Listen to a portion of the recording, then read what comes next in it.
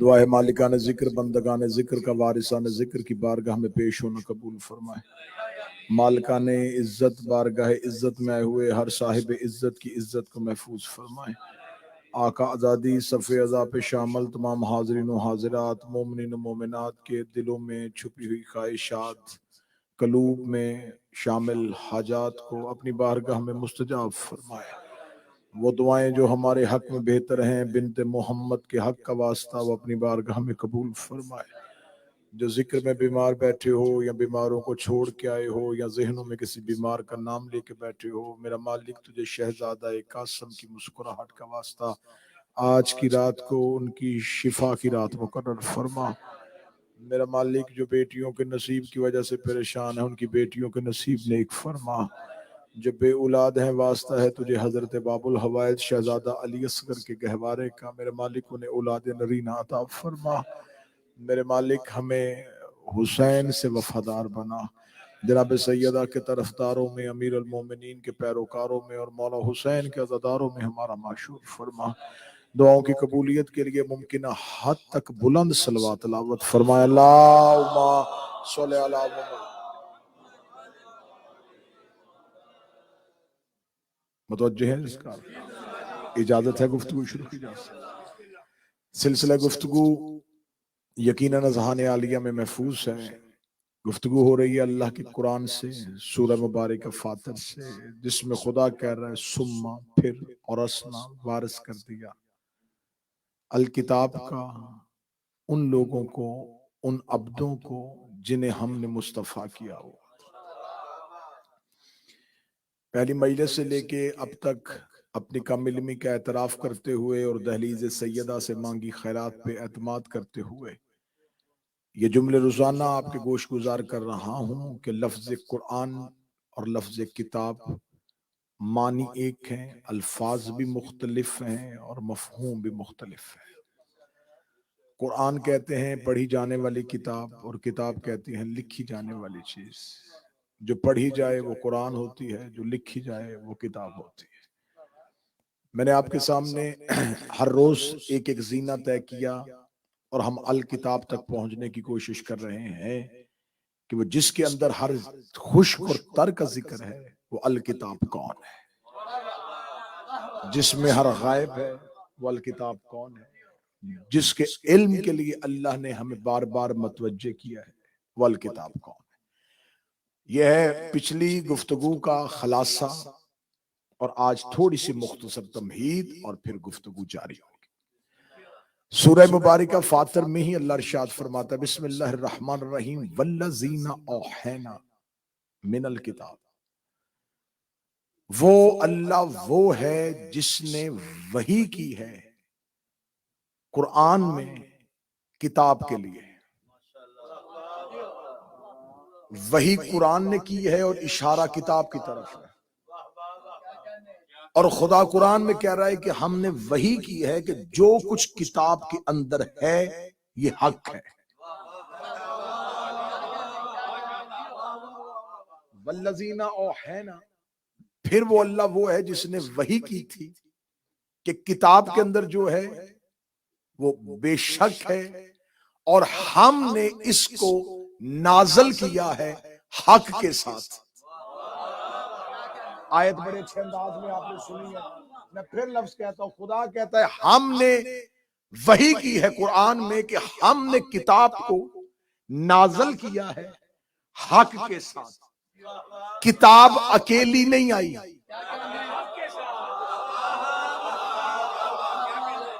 کتاب نازل ہوئی ہے ایک حق کے ساتھ، کتاب اکیلی نہیں اتری، کوئی ایک حق ہے جو کتاب کے ساتھ نازل ہوا ہے۔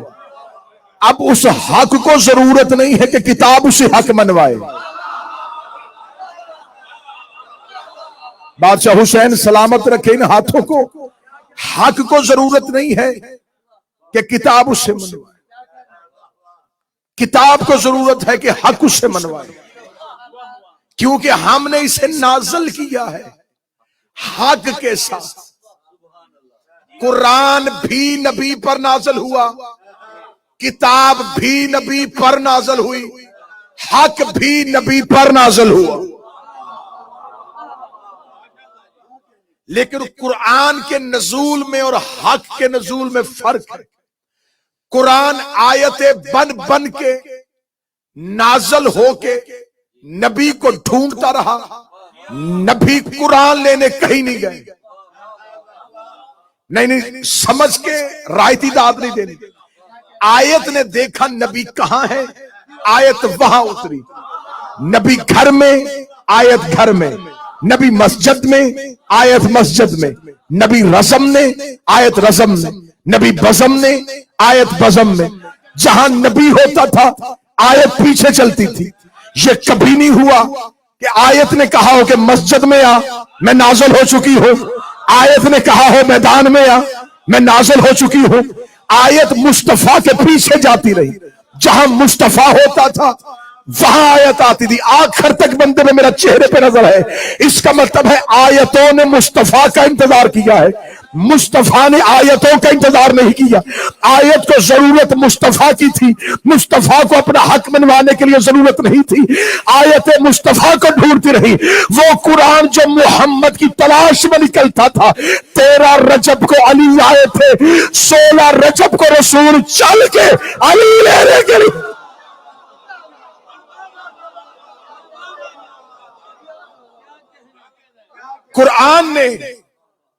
قرآن نبی کے لیے آیا, نبی قرآن لینے کہیں نہیں گیا. ایک دور ہوتا تھا کہ آج کل تو اتنی ترقی سائنس کر گئی ہے کہ ہمارے فاصلے سمٹ گئے. بزرگان تشریف فرمائے ایک دور ہوتا تھا جب ہم لیٹر خط لکھتے تھے, خط موصول ہوتا تھا, پھر اس خط کا جواب دیا جاتا تھا. وہ خط و کتابت کے جب زمانے ہوتے تھے, میں اسی کی مثال دے دیتا ہوں تاکہ اس بات کو واضح کیا جائے. اگر میں کسی صاحب کو خط لکھوں کہ میں آپ کے پاس آؤں گا, جب وہ خط جائے گا وہ خط کا استقبال نہیں کرے گا. بادشاہ حسین عزت دے, وہ خط کو پڑھے گا کیونکہ پیغام تھا, رکھ دے گا. جب میں جاؤں گا تو وہ استقبال بھی کرے گا, لے گا بھی. میں اس سے پوچھوں کہ کل خط آیا تھا, خط کا بھی استقبال کیا تھا, وہ کہیں گے پہلے خط آیا تھا, آج خط والا آیا ہے. جو ہاتھ اٹھ گیا ہے سیدہ اس ہاتھ کو سلامت رکھے. پہلے خط آیا تھا, آج خط والا آیا. قرآن آتا رہا, مصطفیٰ نہیں گئے. جب علی ہے مصطفیٰ گئے, کیونکہ پہلے قرآن آیا تھا, اب وارث قرآن آیا. پہلے صامت آیا تھا. اکلیم بھائی بڑے احباب جو ہے وہ ممبر پہ کہہ دیتے صامت گونگا, توہین ہے یہ قرآن کی. گونگا نہیں, خاموش. قدردانوں کے لیے اگلا جملہ کہنے لگا ہوں, ہر خاموش گونگا نہیں ہوتا. ہائے ہائے ہائے,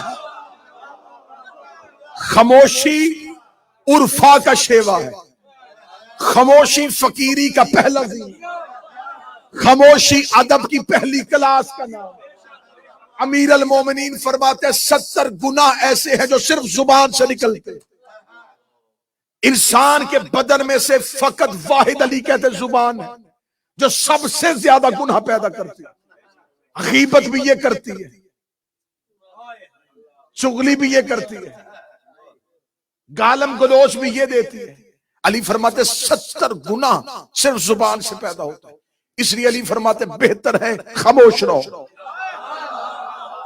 جاگے آواز تھوڑی کھول دے, بہتر ہے خاموش رہو. کتنا خوبصورت پیر اختر شاہ جی محمود بھائی جملہ سنیے گا. مولا امیر المومنین فرماتے زبان ایک ایسا تالا ہے جب کھلتی ہے تو پتہ چلتا ہے دکان سنار کی ہے یا لوہار کی.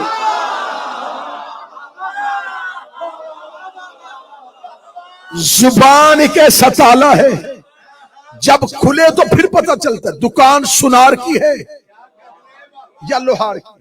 سلمان محمدی سے ایک بندے نے پوچھا تھا تو جو علی کا لائق ترین شاگرد ہے بتا انسان کو کتنا بولنا چاہیے کتنا چپ رہنا چاہیے. سلمان محمدی نے کہا, علی نے فرمایا تھا 70 گناہ زبان سے پیدا ہوتے ہیں, لہٰذا بہتر ہے کہ انسان چپ رہے, ساری زندگی بولے ہی نہ, ساری زندگی خاموش رہے. یہ کہنے کے بعد سلمان مسکرا کے دے, ہاں اگر فضائل علی کی بات ہو پھر کبھی بھی چپ نہ رہے.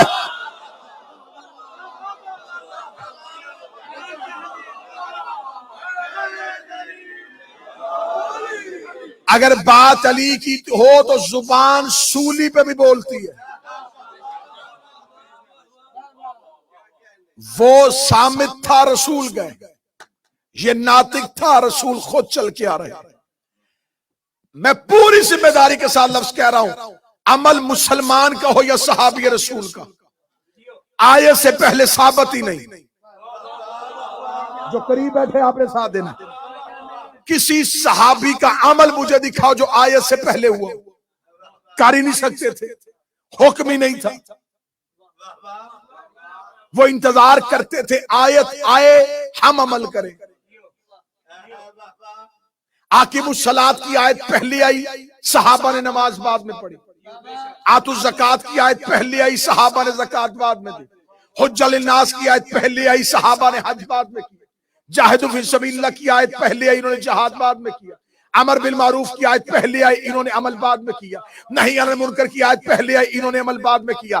آیت پہلے عمل بعد میں، آیت پہلے عمل بعد میں، آیت پہلے عمل بعد میں، آیت پہلے عمل بعد میں. صحابی اور اہل بیت کا فرق تمہیں سمجھ میں نہیں آیا؟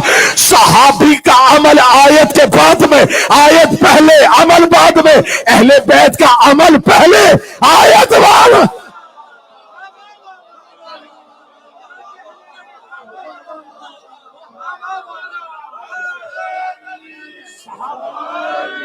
جو خاموش بیٹھے وہ دلیل مانگ رہے، جو خاموش بیٹھے انہیں دلیل چاہیے. میں دلیل دیتا ہوں. علی بستر پہ پہلے سوئے. اب سر اٹھاؤ. وَمِنَ النَّاسِ کی آیت بعد میں آئی. جو ابھی بھی نہیں بولا تو اپنی خاموشی آزما. میں سیدہ کے دروازے کا کرم آزماتا ہوں. اس دروازے سے روٹیاں پہلے گئی.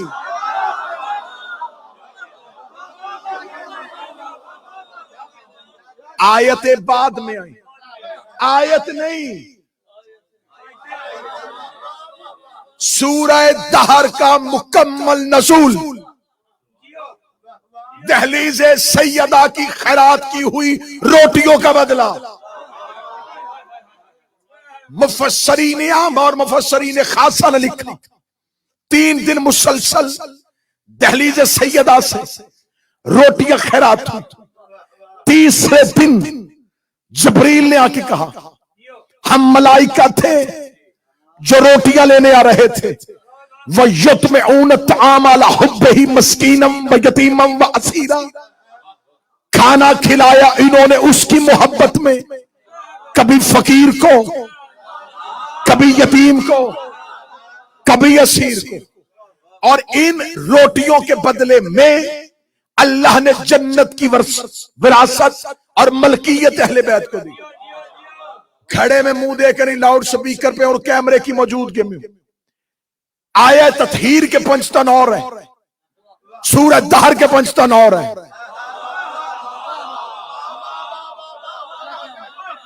پھر لفظ سننا، آیا تطہیر کے 5 تن.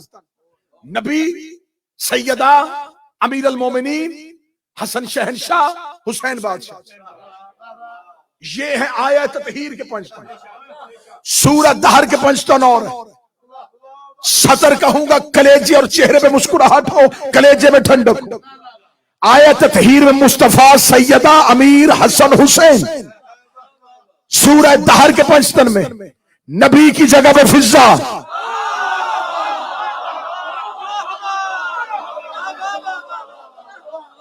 وہ جو روٹیاں دی ہیں ان میں 3 روٹیاں فضا کی ہیں. 3 روٹیاں جناب فضا کی ہیں. اور یہ مشہور کتاب مناقب اہل بیت اور اہل سنت بھائیوں کی بھی کتابوں میں یہ جملہ لکھا ہوا ہے کہ رسالت مآب کی ایک دفعہ گھر میں مولا امیر المومنین نے کہا یا رسول اللہ میرا جی چاہتا میں آپ کی دعوت کروں. رسول گھر میں گئے، مولا علی نے دعوت کا اہتمام. اگلے دن سیدہ نے کہا بابا آج کھائی علی کی دعوت، کل میری طرف سے ہے. پھر اگلے دن مولا حسن، پھر اگلے دن مولا حسین. 5ویں دن کتاب پہ کہتی رسول گھر آئے. سیدہ نے دروازہ کھول کے کہا کہ آج بابا کیوں آئے؟ فرمایا زہرا آج میری دعوت ہے. شہزادی نے کہا بابا کس نے؟ فرمایا فضا نے.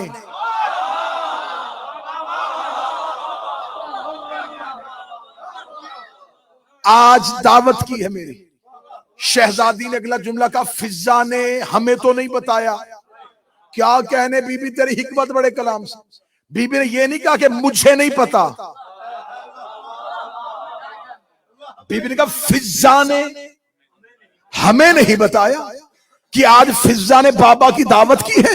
اہل سنت اور اہل تشیع دونوں کتابوں میں لکھا ہے کہ شہزادی نے جو ہی فضا کے کمرے کا پردہ اٹھایا تو فضا کے مصلے کے آگے رنگ برنگے کھانے بے موسم پھل. جناب سیدہ نے دیکھ کے کہا فضا یہ اتنا بڑا دسترخوان کب سے جاتی رہی ہے, کب یہ کھانے بناتی رہی ہے. فضا نے چادر کے نیچے سے سر اٹھا کے ہاتھ باندھ کے آسمان کی طرف اشارہ کیا. آواز آئی اللہ نے عرش سے بھیجے ہیں. اتنا کہنا تھا رسول نے زہرا کا ماتھا چوم کے کہا تیری کنیز مریم سے افضل ہے.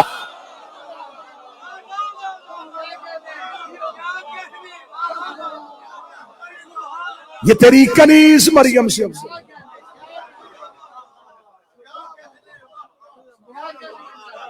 سورہ دہر کے پنجتن میں فضا ہے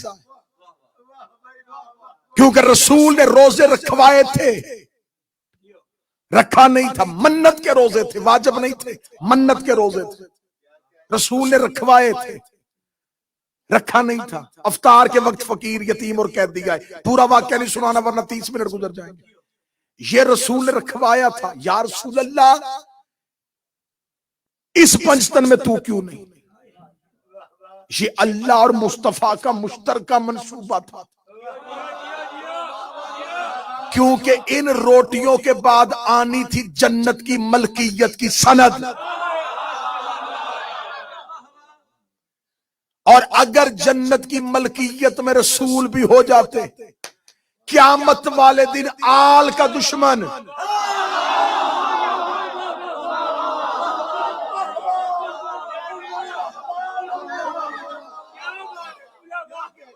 جنت میں جا سکتا تھا کہ آل کو نہیں مانا, مصطفیٰ کو تو ماننا ہے. کیونکہ بہت سے ایسے ہوں گے جو مصطفیٰ کو مانیں گے اور آل کو نہیں مانیں گے. ایک بھی ایسا نہیں ہوگا جو آل کو مانے گا اور مصطفیٰ کو نہ مانے گا. اب یہ ہے قرآن اور یہ ہے الکتاب. اب انتہائی حساس ترین اشارہ آج کسی مسلک کے عالم دین, کیونکہ میں نے پہلے کہا ہے کہ گھڑے میں منہ دے کے بعد میں ویڈیو کیمرے کی موجودگی میں گفتگو ریکارڈ کروا رہا ہوں. یہ جو لفظ ہیں یہ ہوا میں جا نہیں رہے, یہ محفوظ ہو رہے ہیں. اور یہ میں اپنے اوپر شہزادی اور 14 کا خاص کرم سمجھتا ہوں کہ مجھے وہ بھی سنتے ہیں جو کسی کو نہیں سنتے.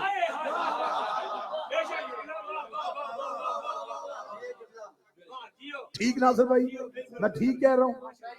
لہذا جو سن رہے ہیں ان تک بات پہنچانے لگا. کسی مسلک کے مولوی سے پوچھو, یہ جو قرآن ہمارے گھروں میں ہے اللہ کا کلام ہے, وحی سے اترا ہے, نبی پہ اترا, یہ ہم سب شیعوں کا یقین. ہمیں صرف اتنا بتاؤ یہ قرآن اس صورت میں ہے جیسے نازل ہوا تھا. میں نوجوانوں اور بچوں کے لیے فکر اور سوچ لے کے آیا ہوں اس مشکل ترین دور میں جہاں اس ٹاپک پہ کوئی بات کرنے کو تیار نہیں. کیونکہ قرآن یہ کہتا ہے کہ لوگ جس چیز سے جاہل ہوتے ہیں اسی کا دشمن ہو جاتے ہیں. کیونکہ ہمارے معاشرے میں عام تاثر یہ پایا جاتا ہے میں نے تو پہلے کبھی نہیں سنا. کوئی بات سناؤ, میں نے تو پہلے کبھی نہیں سنا. بھئی تو نے نہیں سنا, قصور تیرا ہے, تو اپنا علم بڑھا. لہٰذا یہ جو قرآن ہمارے گھروں میں ہے یہ ویسے ہی جیسے آیا تھا. اگر یہ ویسے ہی ہے تو پہلی آیت آپ کے بقول آئی تھی اقرا باسم. اس آیت پہ بھی ایک مجلس ہو سکتی ہے, پڑھ اپنے رب کے نام سے.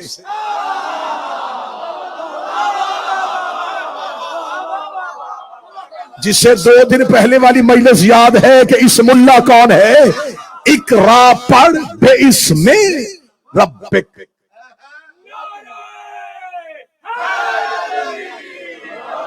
پڑھ اپنے رب کے, پڑھ اپنے رب کے نام سے. ذمہ داری یہ 2-4 لوگوں کی ہے. بات کھول ہی نہیں، صرف ترجمہ پڑھنے لگا ہوں. پڑھ اپنے رب کے نام سے جس نے خلق کیا. کہاں چلے گئے وہ لوگ جو فضائل علی پہ ہاتھ اٹھاتے؟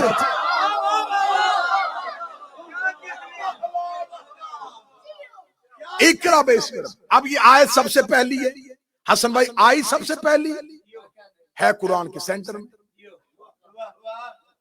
الیوم اکملت لکم دینکم آخری آیت سورہ مائدہ میں. تو یہ قرآن کی ترتیب کیوں تبدیل ہوئی ہے؟ تو یہ تمام سکولرز کا متفق علیہ فیصلہ ہے، یہ قرآن نزولی ترتیب کے اعتبار سے نہیں ہے. اچھا آؤ آگے بڑھتے ہیں. جمع کب ہوا تھا؟ اب تمام سکولرز کا متفق کا فیصلہ ہے.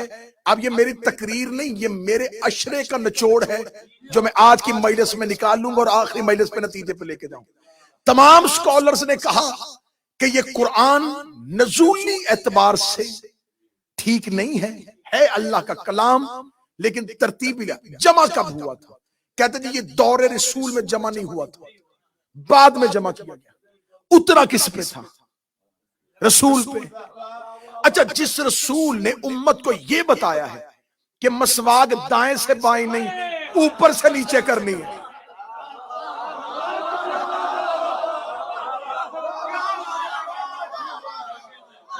میں ان بچوں کے لیے پڑھ رہا ہوں.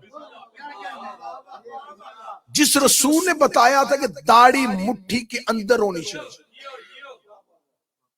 جس نے اتنے باریک باریک شریعت کے مسئلے امت کو بتا دی، جو اہم کام تھا قرآن جمع کرنا، وہ کیا ہی نہیں. اترا رسول پہ تھا، جمع امت نے کیا.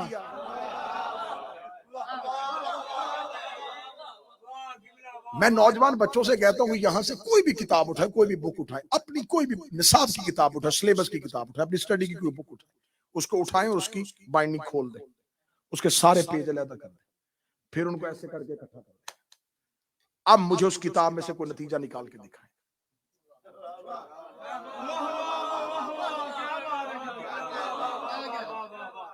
اب پڑھے سے پڑھے ٹیچر سے جا کے کہو کہ اس میں سے مجھے پڑھا، وہ دیکھے گا یہ کیا ہوا ہے، اس کی تو ترتیب الٹ پلٹ کر دی.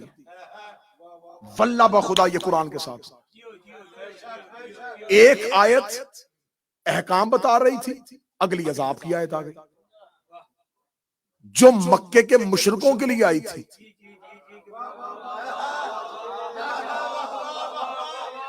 وہ آیت مدینے کے صورتوں میں کیسے آ گئی؟ تو آج جو قرآن کا ایک ترتیب، جو قرآن کا سیکونس ختم ہو گیا، وہ کس وجہ سے ختم ہوا؟ ترتیب الٹا دی. کیوں امت نے؟ اب امت کے پاس قرآن اس حالت میں ہے ہی نہیں. جب اس حالت میں نہیں ہے تو پھر آنکھیں بند کر کے پڑھو. بھائی میں ٹھیک ہے؟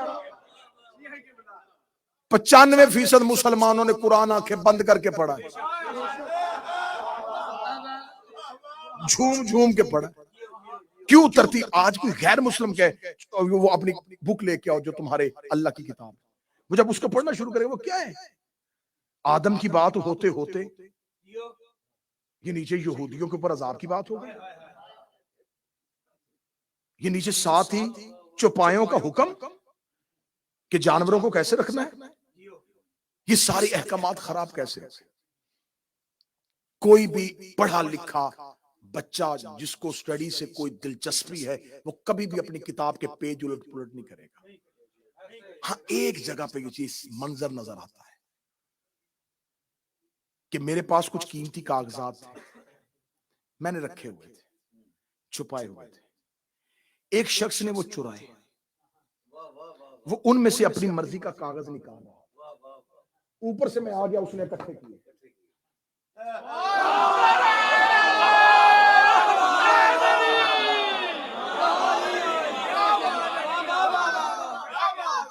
جلدی میں کوئی چیز اکٹھی کی جائے تو اس کی ترتیب بدلتی ہے. اب آئیے میں پوری ذمہ داری کے ساتھ، کیونکہ میں نے پہلے کہا ہے کہ میں ویڈیو کیمرے کی آنکھ میں آنکھ ڈال کے گفتگو کر رہا ہوں، واللہ با حسین اس بارگاہ کی حدود میں بیٹھے ہوئے لوگ میرا مطمئن نظر نہیں ہے، وہ ہیں جو ادھر سے مجھے دیکھ رہے ہیں، ان سے میں مخاطب ہوں۔ آپ کے سامنے میں جو پڑھتا رہوں گا اپنے حیدر، یہ تو آپ کی محبت ہے نا، یہ تو آپ کی محبت ہے۔ آپ کہیں گے بالکل جی مولا کا ذاکر ہے، فضائل پڑھ رہا تو صحیح پڑھ رہا ہے۔ مطمئن نظر وہ ہے جن کو پتہ ہی نہیں ہے کہ مجمع میں کون بیٹھا ہوا، نارتھ ہیمپٹن میں کتنے شیعہ رہتے ہیں، ملٹن کین سے کتنے لوگ آئے ہوئے تھے، لیوٹن کے بندے کتنے بیٹھے، ان کو کچھ نہیں پتا، ان کو یہ پتا کہ یہ پڑھ رہا ہے تو اس کی سننی ہے، یہ کہے گا کیا۔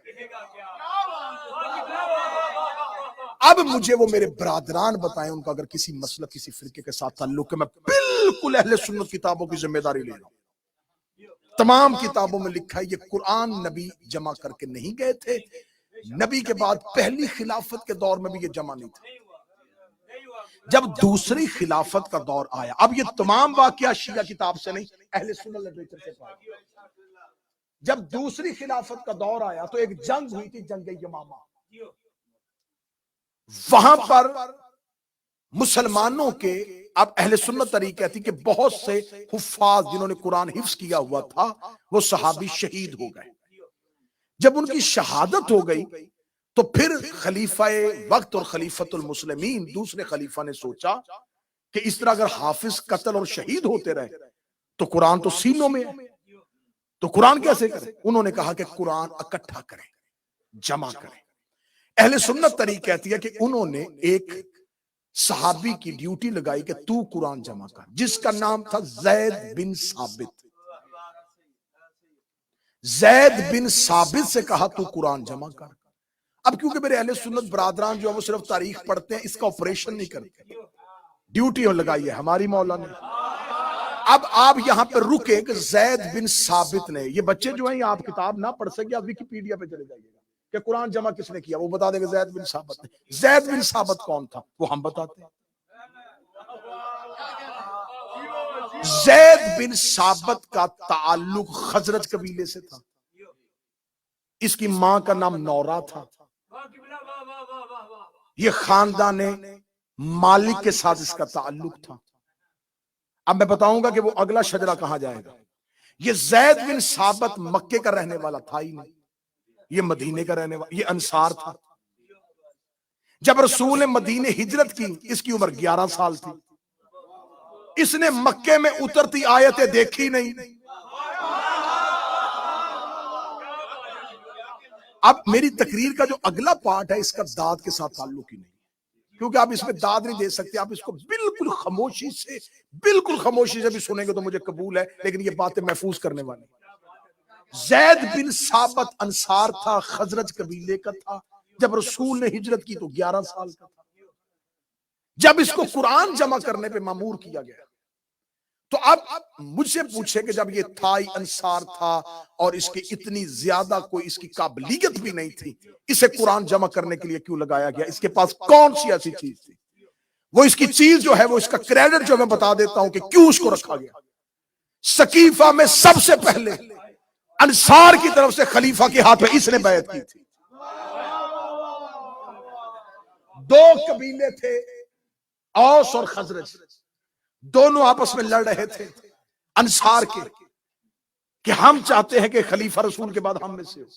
خزرج قبیلہ بہت بڑا تھا، اس زید بن ثابت نے آگے بڑھ کے پہلے خلیفہ کے ہاتھ پہ بیعت کی کہ سب سے پہلے میں تیری بیعت کرتا ہوں اپنے قبیلے کی طرف سے۔ اس نے بہت زیادہ خاندان کی میجورٹی کی نمائندگی کرتے ہوئے خلیفہ کی بیعت کی تھی، تو یہ ہے خلیفہ کی آنکھ کا تارا۔ آج تک دستور ہے، آج بھی دستور ہے، اس ترقی یافتہ معاشرے کی گھٹن میں بھی یہ شعور آج بھی ہے کہ جو حکومت سازی میں زیادہ کردار ادا کرے اسے وہی اہم عہدہ دیا جاتا ہے۔ جو حکومت بنانے میں زیادہ کردار ادا کرے اسے اس کردار سازی کی وجہ سے صلہ اہم سیٹ دی جاتی ہے۔ اب اس نے پہلے خلیفہ کی بیعت کی تھی. دوسرا سنو میری قوم کے بچوں، اس نے 3 خلفاء کی بیعت کی ہے. اس نے مولا علی کی بیعت نہیں کی تھی، اسے عثمانی کہا جاتا تھا. اب اس کو بنایا ہے قرآن جمع کرنے کے لیے. اب میرا مسلمانوں سے سوال ہے، جب یہ قرآن جمع کر رہا تھا مقداد کہاں تھا؟ حضرت عبداللہ ابن عباس مفسر قرآن وہ موجود، حضرت مقداد موجود، حضرت عمار یاسر موجود، حضرت عبداللہ ابن مسعود موجود. حد ہو گئی ہے، وہ صحابی ابھی زندہ تھا جس کے لیے نبی نے کہا تھا ابو ذر سے زیادہ سچا زمین پہ ہے ہی کوئی نہیں. ابو ذر سے قرآن جمع نہیں کروایا، مقداد سے نہیں لیا، عمار سے نہیں لیا، عبداللہ ابن عباس سے نہیں لیا، عبداللہ ابن مسعود سے نہیں لیا. چھوڑو یار، یہ سارے علی کے ماننے والے تھے، عشرہ مبشرہ زندہ تھے. اہل سنت کی کتابوں میں 10 صحابی جنہیں نبی نے زندگی میں جنت کی بشارت دی تھی، بشارت والے صحابہ کے ہوتے ہوئے 21 سال کے لڑکے کو کہا قرآن جمع کر. اس نے قرآن کیسے جمع کیا؟ وہ مسجد کے دروازے پہ کھڑا ہو گیا، اس نے اعلان کیا جس کے پاس جو آیت ہے وہ لے کے آؤ. وہ آیت ہے اس نے اکٹھی کی لوگوں کی. اس کا اکٹھا کرنا یہ اہل سنت کتابوں میں لکھا ہے، پوری اہل سنت کتابوں میں لکھا ہے کہ اس نے مسجد کے دروازے پہ کھڑے ہو کے آیت اکٹھی کی تھی. آیت اکٹھی کرنا اس بات کی دلیل ہے کہ اس کے گھر میں قرآن نہیں تھا، اس کے پاس قرآن تھا ہی نہیں، نہ وہ حافظ تھا. اسے لوگوں سے اکٹھا کیا. اکٹھا کرنے کے بعد اس نے ایک نسخہ بنایا اور 2 اس کی کاپیاں، 2 نسخے لکھ کے ایک حضرت عائشہ کے پاس رکھوا دیا، ایک حضرت حفصہ کے پاس رکھوا دیا. میں اہل سنت تاریخ پڑھ رہا ہوں، نتیجہ پھر لوں گا مسلمانوں سے. بابا جی یہ پہلا شخص تھا جس نے قرآن جمع کیا. اس وقت مملکت اسلامیہ، سلطنت اسلامیہ پھیل رہی تھی، فتوحات ہو رہی تھی، کوئی لشکر ایران جا رہا تھا، کوئی ادھر جا رہا تھا، کوئی ادھر. یہ دوسری خلافت کے دور میں زیادہ فتوحات کا سلسلہ ہوا، فوجیں بھیجی گئی. جب تیسری خلافت کا دور آیا تو آرمینیا اور آذربائیجان میں جب گئی ہیں مسلمانوں کا لشکر، تو وہاں سے کچھ اصحاب جو بصرہ اور یمن منتقل ہوئے تھے وہ مدینے پہنچے. جب وہ مدینے آئے تو انہوں نے جب جمع کیا ہوا قرآن دیکھا تو ان کے پاس جو آیتیں تھیں جو انہوں نے اپنے دور میں نبی سے لی تھی اور لے کے بصرے اور یمن چلے گئے تھے، انہوں نے جب وہ نکال کے دیکھی تو وہ اس قرآن میں ہے ہی نہیں. انہوں نے مدینے میں شور کر دیا کہ یہ قرآن کس نے جمع کیا؟ بھئی ہم بزرگ ترین صحابی ہیں، ہم مدینے میں رہتے تھے نبی کے پاس، پھر ہم چلے گئے تھے بصرہ اور یمن، دوسرے ملکوں میں چلے گئے تھے، ہمارے پاس تصدیق شدہ آیتیں ہیں، تمہارے والے قرآن میں نہیں. لہٰذا حضرت عبداللہ ابن مسعود مولا علی کے خاص نوکر نے پھر ایک قرآن جمع کیا. وہ جو باہر سے آئے تھے انہوں نے لہذا قرآن جمع کر لیا. جب مختلف قرآن آنے شروع ہو گئے تو پھر تیسرے خلیفہ نے کہا چھوڑو بھائی، اس طرح تو بہت زیادہ قرآن ہو جائیں گے، جس طرح توریت اور انجیل کی بہت زیادہ کاپی ہیں. لہٰذا اس سے بچنے کی ایک ہی صورت ہے، ایک کمیٹی بنائی جائے جو قرآن جمع کرے. یہ آخری جمع کردہ قرآن تھا، اس کے بعد پھر دوبارہ آج تک اسی قرآن کی ہی کاپیاں بن رہی ہیں. وہ جو قرآن جمع کیا گیا اس کے لیے کمیٹی بنائی گئی. کمیٹی کے بیٹھے 3 ممبر. پہلا زید بن ثابت، وہی شخص، اسے ہی دوبارہ کمیٹی کا چیئرمین بنایا گیا کیونکہ پہلا قرآن اس نے جمع کیا تھا، یہ کرے. دوسرا کمیٹی کا ممبر بنایا گیا عبداللہ ابن زبیر. تیسرا عبد الرحمن بن حارث. چوتھا تیسرا سعید بن العاص. یہ 3 علیحدہ اور زید بن سعید عاص، عبداللہ ابن زبیر، عبد الرحمن بن حارث، یہ 3 ممبر اور زید بن ثابت ان کے اوپر چیئرمین. یہ 4 لوگوں نے بیٹھ کے بند کمرے میں قرآن جمع کیا اور آج 1445 ہجری تک انہی کا جمع کردہ قرآن کاپیوں کی صورت میں. اب مجھ سے پوچھو وہ 3 بندے کون تھے؟ سب سے پہلے کا نام میں نے لیا عبداللہ ابن زبیر. یہ پہلے خلیفہ کا نواسہ تھا.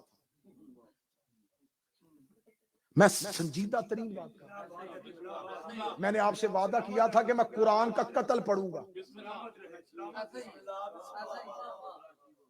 یہ مجلس ریکارڈ ہو اور جو بھی ریکارڈ کر کے اسے سوشل میڈیا پہ اپلوڈ کرے، میں اسے گزارش کروں گا اس کا ٹائٹل دے قاتلان قرآن کون۔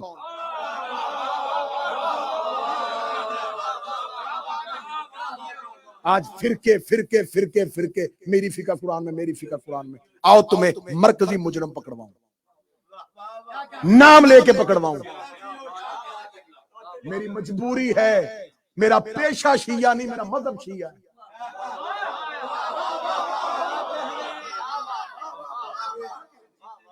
عبداللہ ابن زبیر پہلے خلیفہ کا نواز تھا، 2 ہجری میں پیدا ہوا۔ رسالت مآب نے جب دنیا چھوڑی تو 9 سال کا تھا۔ اب ذرا دیکھو قرآن جوڑنے والے، قرآن جمع کرنے والوں کا بتاؤ۔ اس عبداللہ ابن زبیر کے لیے مولا علی نے کہا تھا اگر یہ جوان نہ ہوتا اس کا باپ زبیر میرے لشکر میں رہتا۔ جنگ جمل میں اپنے باپ زبیر کو علی کے لشکر سے نکالنے والا یہ تھا۔ یہ پہلا شخص تھا عبداللہ ابن زبیر جس نے مقام حواب پہ جا کے، جب رسول کی زوجہ پہ حواب کے کتے بھونکے تھے اور اس نے کہا تھا کہ ہودج کے اندر سے، کہ مجھے رسول کی حدیث یاد آ گئی، رسول نے کہا میری بیویوں میں سے ایک بیوی ہوگی جسے حواب کے کتے بھونکیں گے، یہ بستی کون سی ہے؟ عبداللہ ابن زبیر نے جھوٹی قسم کھا کے کہا تھا یہ حواب نہیں ہے۔ جس نے اسلام میں پہلی جھوٹی قسم کھائی تھی اس نے سچا قرآن جمع کیا۔ یہ ہے عبداللہ ابن زبیر۔ ہر جگہ پہ علی کی مخالفت، ہر جگہ پہ جمل میں علی کے مخالف کھڑا تھا۔ دوسرا 20 25 منٹ چاہیے ایک ایک کی ہسٹری پڑھنے کے لیے۔ دوسرا سعید بن عاص، عمر بن عاص کا بھائی، بنو امیہ سے اس کا تعلق۔ اب بنو امیہ کا جو ہو اس کا بھی میں بتاؤں کہ اس کو علی سے کیا دشمنی تھی۔ اس کے لیے میں اپنے بچوں کو جلدی جلدی بس اتنا بتا دیتا ہوں، اس کا باپ بدر میں علی نے مارا تھا۔ یہ قرآن کمیٹی کا دوسرا ممبر تھا۔ تیسرا ممبر تھا عبد الرحمن بن حارث، یہ مخزومی قبیلے سے تھا اور اس کا پورا قبیلہ علی سے دشمنی کرتا تھا۔ بنی مخزوم نے ہر دور میں علی سے دشمنی کی تھی۔ زید بن ثابت، عبد الرحمن بن حارث، عبداللہ ابن زبیر، سعید بن عاص، 4 لوگوں نے تیسری خلافت کے دور میں 25 ہجری میں قرآن جمع کیا تھا۔ جب میں نے ان چاروں کی ایک ایک علیحدہ علیحدہ کر کے ہسٹری پڑھی، ان چاروں میں سے ایک چیز مشترک تھی، بغض علی۔ اب سر پہ قرآن رکھ کے بتاؤ، جب علی کے منکر قرآن جمع کرے، اب حوالے کتابوں کے نوٹ کرنا چاہو اب نوٹ کرنا، بعد میں لکھوانا چاہو بعد میں لکھوا لیں۔ کتاب کا نام تفسیر فصل الخطاب، صفحہ نمبر 349، اہل سنت بھائیوں کی کتاب ہے۔ اس میں لکھا ہے، وہ کہتے ہیں کہ ابو داؤد یہ روایت کرتا ہے کہ ہم دور رسول میں سورہ کوثر کو اس طرح پڑھا کرتے تھے، انا اعطینا کا محمد الکوثر، بے شک ہم نے محمد پہ کوثر کو اتارا۔ تفسیر فصل الخطاب ابو داؤد کی روایت، صفحہ نمبر 349 349۔ فصلی لربک وانحر ان شانئک عمر ابن عاص هو الابتر۔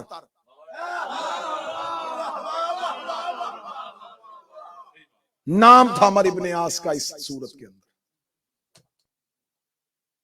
ابو لہب کا نام تو ہے، تبت یدا ابی لہب و تب، اللہ کہتا ہے ابو لہب تیرے ہاتھ ٹوٹ جائیں، کیونکہ ابو لہب کے اوپر انہوں نے رکھا ہوا تھا یہ ہاشمیوں کے خاندان کا ہے، اس کا نام نہیں نکلا اور اموی کا نام نکل گیا۔ دوسرا حوالہ نوٹ کرو، تفسیر ابو حمزہ سمالی، میرے مذہب جعفریہ کی سب سے مستند تفسیر المیزان، بہار الانوار علامہ مجلسی کی، شجرہ طوبہ، 19 شیعہ مستند کتابوں کے حوالے۔ ابو مسعود مولا علی کا خاص صحابی روایت کرتا ہے، ہم دور رسالت میں آیہ بلغ کو اس طرح پڑھتے تھے، یا ایھا رسول بلغ ما انزل علیک، من علی ابن ابی طالب، اے رسول پہنچا وہ حکم جو ہم نے علی کی صورت میں تم پر نازل کیا۔ میں قرآن کی کتنی آیات ایسی بتاؤں جو شیعہ اور سنی کتابوں میں لکھی ہوئی ہے، پھر تفسیر سالبی اور بہار الانوار دو کتابوں کا حوالہ اور لکھ لو، دونوں کتابوں میں لکھا ہوا ہے۔ میں فون اس لیے ممبر پہ رکھ کے بیٹھا ہوں، اس کے اندر میں پیج سکین لے کے آیا ہوں، سودا نقد۔ تفسیر سالبی اور بہار الانوار میں لکھا ہوا ہے کہ یہ قرآن کی آیت ہے، ان اللہ اصطفى آدم و نوح و آل ابراہیم و آل عمران۔ صحابہ کہتے ہیں ہم نبی کی زندگی میں اس آیت کو اس طرح پڑھتے تھے، ان اللہ اصطفى آدم و نوح و آل ابراہیم و آل عمران و آل محمد علی العالمین۔ ہم اس طریقے سے پڑھا کرتے۔ راغب اصفہانی کی کتاب محاضرات اہل سنت کتابوں کے حوالوں کے ساتھ ہے کہ نبی کی زوجہ حضرت عائشہ کہتی ہیں کہ میرے پاس قرآن کی کچھ آیات پتوں پہ لکھی ہوئی تھیں جس میں آیات رجم بھی تھیں، ہم رسول کی تیمارداری کو گئے تھے، وہ میرے تکیے کے نیچے تھی، جو ایک بکری کھا گئی اور پھر نہ ملی۔ قرآن تمہارا بکری کھا گئی، 40 والا ہمارا۔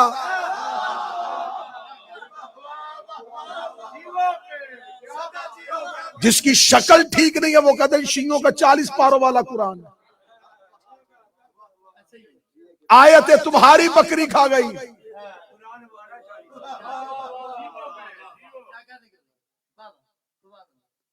تو ہم تحریف قرآن کے قائل نہیں ہیں، ہم اس قرآن کی عزت کو کبھی بھی فراموش نہیں کرتے، ہم اس قرآن کو چومتے بھی ہیں، سینوں سے لگاتے ہیں، اپنے بچوں کو پڑھاتے بھی ہیں۔ لیکن دو چیزیں نبی چھوڑ کے گئے تھے، قرآن اور اہل بیت۔ آج بندے پریشان ہو کے اس لیے یہ موضوع سن رہے ہیں کہ یہ موضوع ممبر سے پڑھ ہی نہیں جاتے، کتابوں میں ہیں، مولوی پڑھتے بند کر کے کتاب رکھ دیتے، وہ کہتے ہمیں پتہ چل گیا نا، مائک میں منہ دے کے اپنی گردن ضرور کٹوانی۔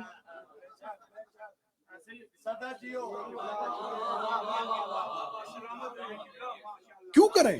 لکھا ساری جگہوں پہ ہے، پڑھتے نہیں ہیں، لکھنے والوں نے لکھ دیا، وہ چلے گئے دنیا سے، ان کا کام لکھنا تھا، بس جرم یہ ہو گیا کہ لکھنے والے بول نہیں سکے۔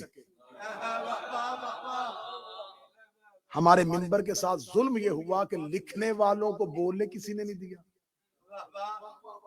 اور بولنے والوں کو پڑھنے کسی نے نہیں دیا۔ ایسے ہی مکھی پہ مکھی ماری گئی، ٹھیک ہے جو ہے بس اس طریقے سے چلتا جائے۔ ہم اس قرآن کی عزت کے قائل ہیں، لیکن جب امت، اب آج بندے پریشان ہو گئے، مجھے کہا جی ان لوگوں نے قرآن تبدیل کر دیا، اور جب لوگوں نے اہل بیت تبدیل کر دی، خلافت چھین لی، تو رسول کے بعد شب خون صرف اہل بیت پہ نہیں قرآن پہ بھی مارا گیا۔ کل پڑھوں گا میں انشاءاللہ کل کی مجلس میں قرآن کا قتل، قرآن کتنا مظلوم ہے، قرآن کب قتل ہوا تھا، اور قرآن کس حالت میں قیامت والے دن اٹھے گا، اور پھر انشاءاللہ آخری مجلس میں بتائیں گے کہ پھر وہ الکتاب کہاں ہے۔ اب بڑی جلدی جلدی یہاں پر ایک سوال جو ہے وہ آپ کو آج رات بہت ستائے گا، وہ سوال کا جواب بھی میں جلدی جلدی دے دیتا ہوں کہ اگر قرآن اس طریقے سے ان خلافتوں کے دور میں بدلا جا رہا تھا تو علی کہاں تھے؟ پہلی ہی خلافت کے دور میں بھی پہلے خلیفہ کو خلیفہ بنے 3 دن نہیں ہوئے، مولا امیر المومنین قرآن کے نسخے اونٹ پہ لاد کے زرد رنگ کے کپڑے پہ لپیٹ کے شام کے وقت دربار میں لے کے آئے تھے۔ علی نے فرمایا تخت لے لیا، رکھ لو، منبر چھین لیا، چھین لو، یہ قرآن میں نے بالکل ترتیب کے اعتبار سے جمع کر دیا ہے، اس قرآن کو امت تک پہنچاؤ۔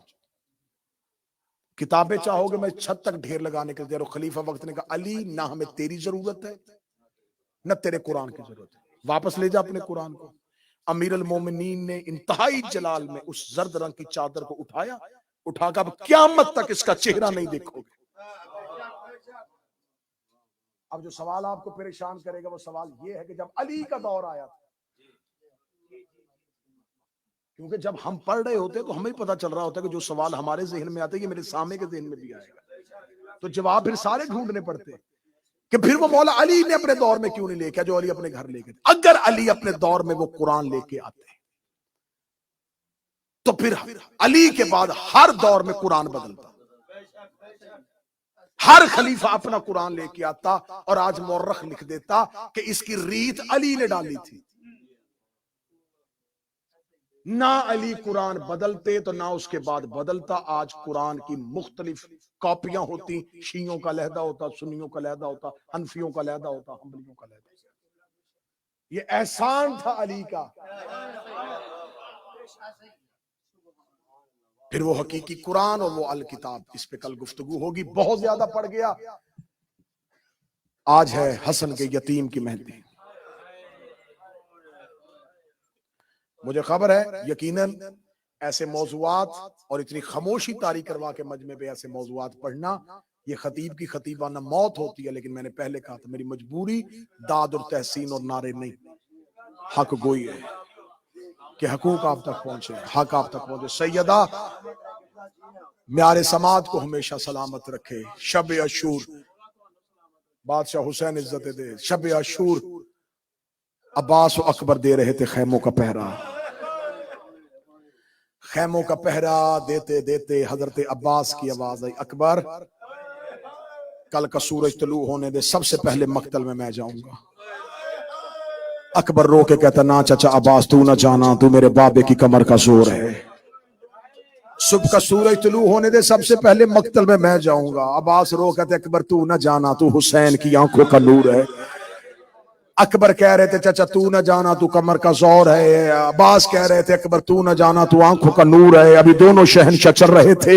یا ایک خیمے کا پردہ اٹھائے کہ 13 سال کا بچہ تیز قدموں سے چلتا ہوا آیا، آ کے چھوٹے چھوٹے ہاتھ باندھ کے رو کہتا چچا عباس نہ تو جانا، اکبر بھیا نہ تو جانا، تیرے جانے سے نور جائے گا، تیرے جانے سے کمر کا زور جائے گا.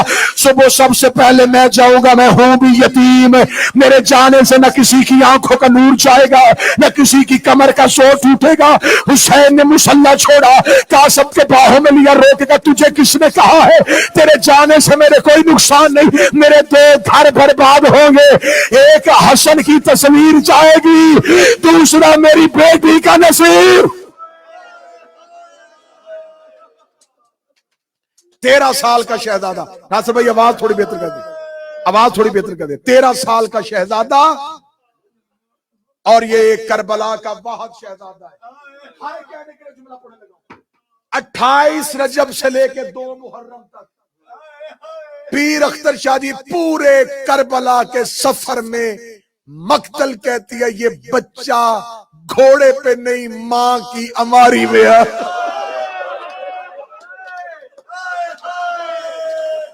اسے سارے سفر میں ماں سفروں سے بچاتی رہی ہے. جناب قاسم گھوڑے پہ بیٹھ کے نہیں آئے، ماں کی اماری پہ آئے.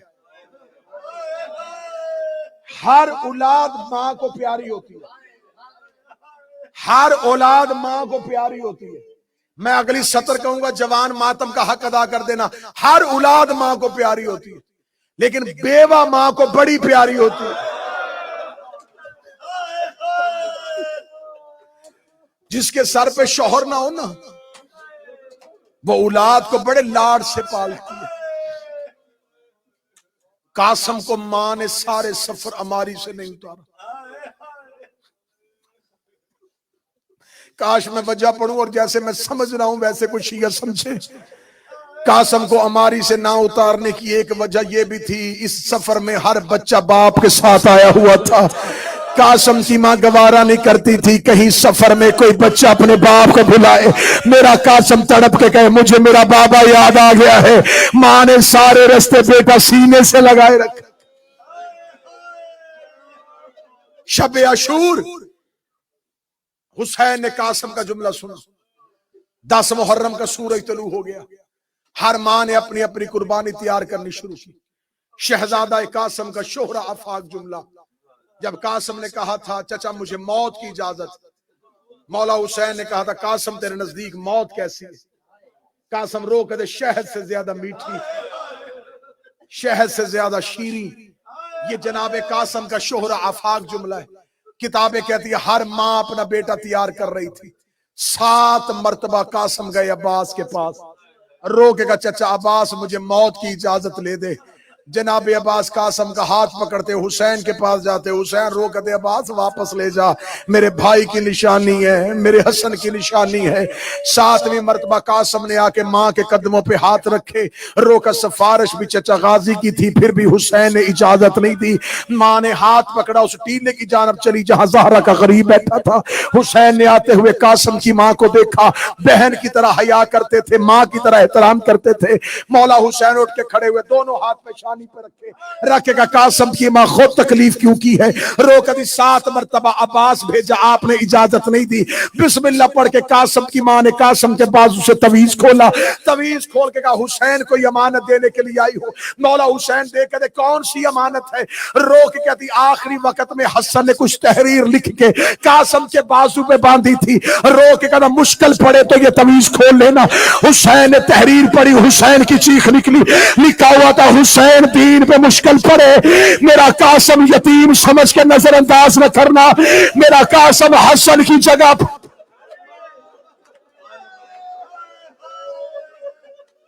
میرا قاسم حسن کی جگہ پہ قربان کر دینا۔ کتابیں کہتی ہیں مولا حسین نے کہا اچھا عباس قاسم کو تیار کر، ساری رات رونے کے لیے جملہ پڑھنے لگا ہوں۔ جب کہا نا عباس قاسم کو تیار کر، مقتل کا یہ واحد شہید ہے جو بغیر ذرہ کے گیا ہے۔ بچے سمجھ نہیں سکے جملہ ان کے لیے بدلا، یہ کربلا کا واحد شہید ہے جو کرتا پہن کے گیا ہے، اس کے بدن پہ کوئی ذرہ پوری آئی ہی نہیں۔ عربوں کو پتہ ہی نہیں تھا 13 سال کا بچہ بھی کبھی مقتل میں گیا۔ قاسم کرتا پہنے ہوئے مولا حسین کے پاس ہے، چچا سلام۔ روئے حسین، اور میری قوم کی مہندیوں پہ اعتراض کرنے والوں، کہتے جی مہندی تو کربلا میں تھی نہیں، خیموں میں پانی نہیں تھا، سبیلے کیوں لگائیں؟ حسین کے خیمے میں کھانا نہیں تھا، تو نے لنگر کیوں بانٹا؟ زینب کے سر پہ چادر نہیں تھی، تو نے برقع تقسیم کیوں کیے؟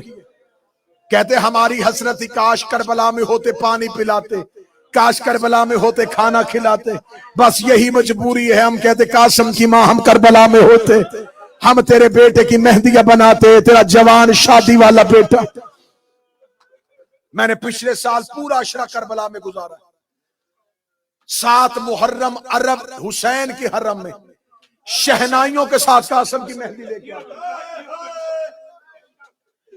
جس بندے کو اعتراض ہو کہ مہندی کہاں ہے، وہ کربلا میں جائے، خیام میں حجرہ عروسی ہے۔ حجرہ عروسی کہتے ہیں دلہن والا شادی والا کمرہ۔ آج بھی خیام حسینی میں قاسم کے حجرے پہ لکھا حجرہ عروسی۔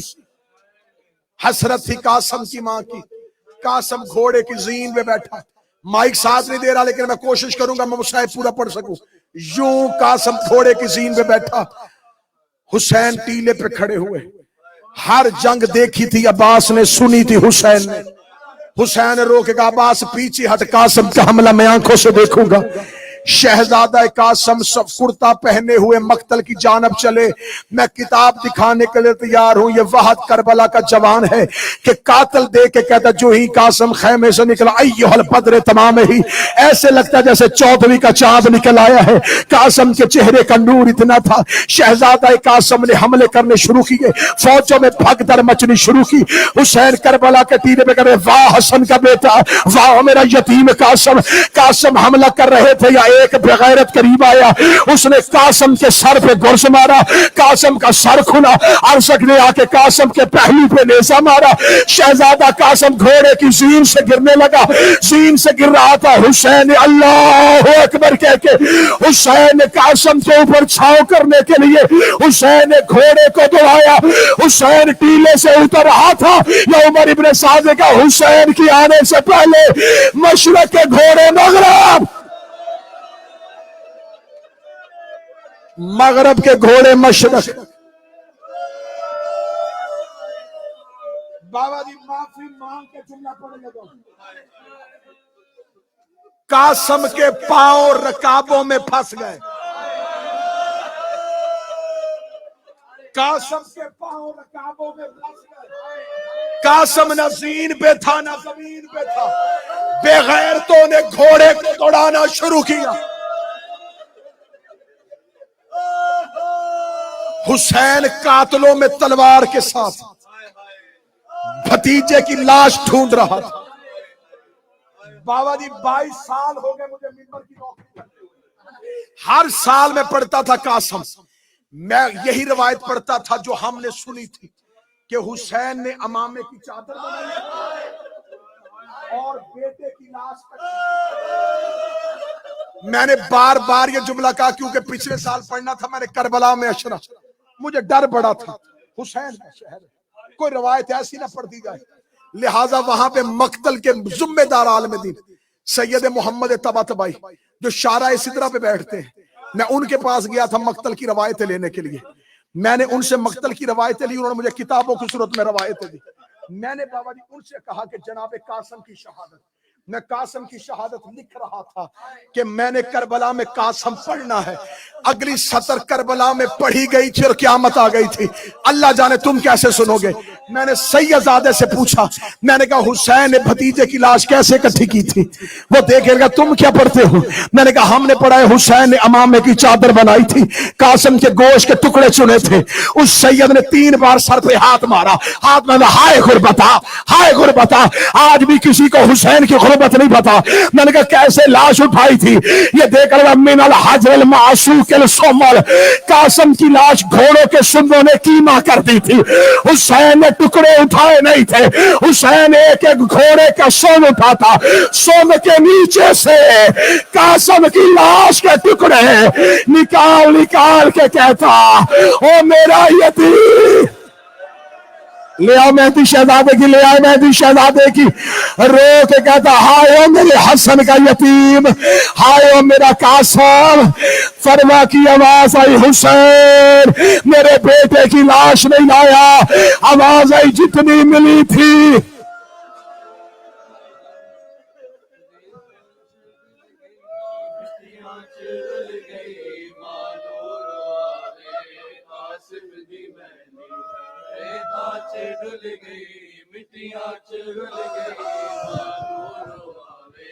कासिम दी मेहंदी रेता च डुल गई, मिट्टियां च रुल गई, मानूरो आवे। कासिम दी मेहंदी रेता च डुल गई, मिट्टियां च रुल गई, मानूरो आवे। कासिम दी मेहंदी रेता च डुल गई, मिट्टियां च रुल गई, मानूरो आवे।